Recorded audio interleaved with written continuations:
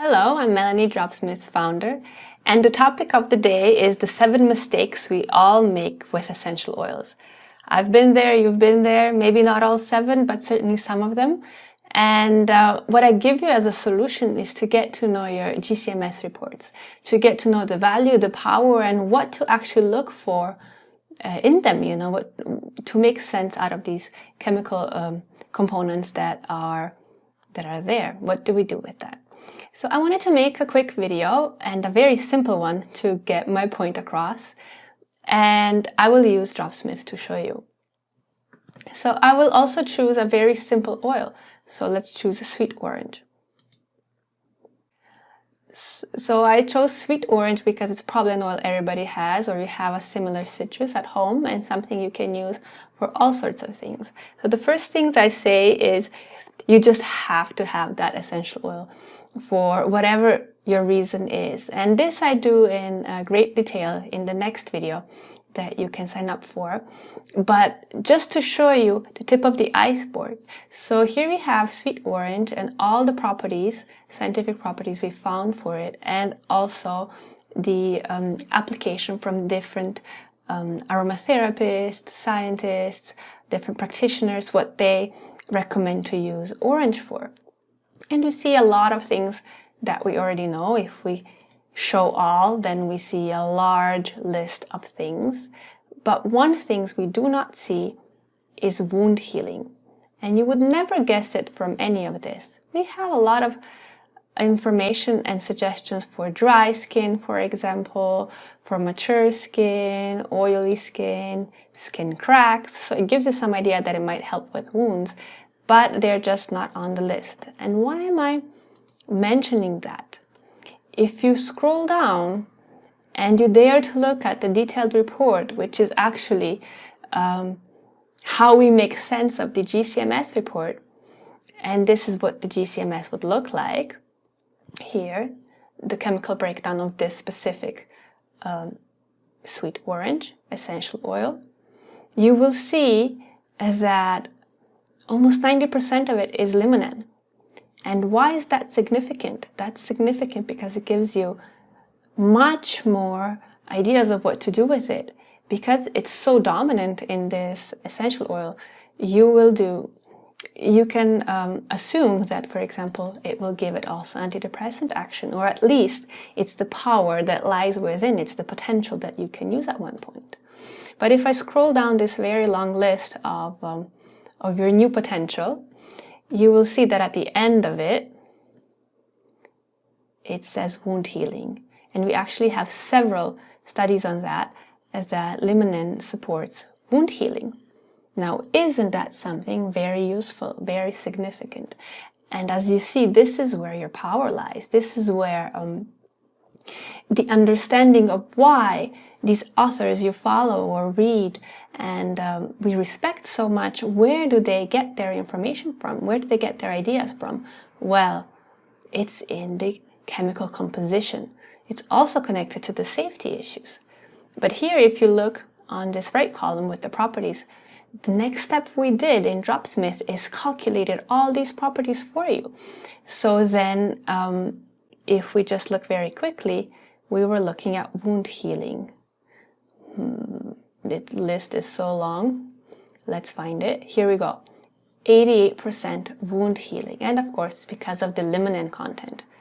This also gives you much options, like I said, with pain, antiviral, and all these other ideas that might have not been here.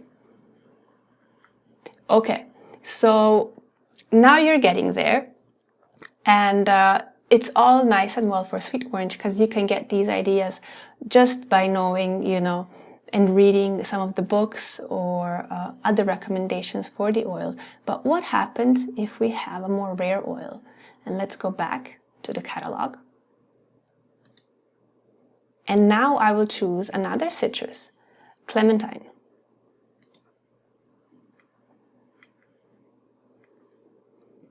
So although this essential oil might be also quite popular and you might use it and have it in your cupboard, it does not actually have any research that we found scientific on what to do with an essential oil or very poor information on, you know, aromatherapy journals and books. They don't really write what to do with clementine. We have some ideas. Luckily, we have safety, which is, as you see, connected again to its content in the chemistry. But look at this now. Again, this essential oil, as most of citrus essential oils, is made up of limonene. And look, this one is almost 95% limonene. So look at how many more options we have, how much more creative, more confident, you know, more possibilities open up once we look at that GCMS, once we get the courage to look at it and start understanding the power of it, you know, start understanding the meaning of these chemical compositions. So here, although we have no proven properties for clementine as an essential oil, there is almost 100% of chemical components in it that are antibacterial. And if you need to back up your, you know, your choice, you can always say, well, here it is. All this research has been done on it, and that's why I use clementine, for example, for a bacterial infection. I have tons of rationale standing behind me, and I can be confident when I recommend this to a client, or I use it in a product, or sell this essential oil. I have so much more ideas what to sell it for. Anti-inflammatory properties, you know, analgesic for pain, repellent, penetration enhancer. Well, that's an interesting one we can talk about also. Many interesting things. Anxiolytics, so for all kinds of, you know, stress issues. Anti-stress action. Well, I didn't expect this one, but there it is. And as we said, wound healing as well. So another thing I addressed here in the 7 mistakes we all make is about cleaning. And as we're talking about limonene, did you know that limonene is a solvent for cleaning products? It's actually known as the green solvent. So if you Google a little bit and research, you will see that limonene is quite often used in a lot of cleaning products.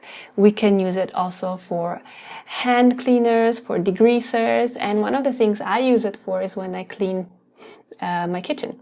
So all the grease goes down very nicely with my favorite orange essential oil. So try it. But on the other side, when I cleaned my refrigerator with it and the fine plastic, well, I kind of ruined that, because what it does, it is a solvent. So don't do that at home. Also, some people use it for removing nail polish. That's an interesting option, although I would be careful, you know, with the safety recommendation and the dosage there. Anyway, once you start knowing more and more about these chemical components that make up your essential oils, you just have so many more ideas. For me personally, it was opening up a whole new world and possibilities, and the way I was presented also as a professional. I got invited to, you know, to share this information all over the globe, and now I'm sharing it with you. So I will not go through all the 7 mistakes. If you're interested, I made more videos for you, so sign up and you will get access to all of them. And I hope you enjoyed this very short lesson from me. Thank you for watching, and I hope you're inspired. Goodbye.